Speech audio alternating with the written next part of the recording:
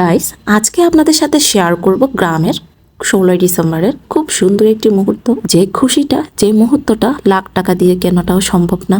বিভিন্ন রকম প্রসেসিং এর মধ্যে দিয়ে গ্রামের মামি চাচিরা কিন্তু দু হাতে কাজ শুরু করে দিয়েছে কাটাকুটি। তো 16ই ডিসেম্বর রাতে হুট করে আমরা সবাই ছোট্টখাটো একটা প্রোগ্রামের অ্যারেঞ্জ করে ফেলি। তো আর দেরি কিসের, বরকে বললাম চলো আমরা সবাই মিলে বিরিয়ানি পাকাই।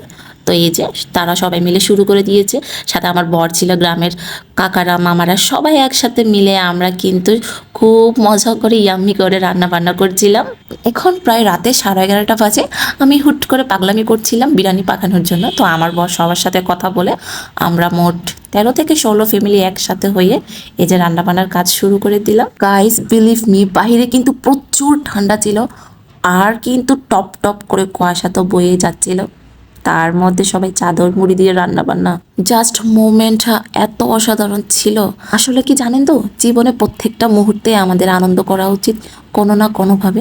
এই স্মৃতি ধরে তো আমরা আঁকড়ে থাকবো, তাই না? তো এই তো কুয়াশা ভরা রাতে আমাদের বিরিয়ানি রেডি। চারদিকে ঘন অন্ধকারে কুয়াশার মাতাল হাওয়া বইছে, সাথে হাতে এক প্লেট গরম বিরিয়ানি।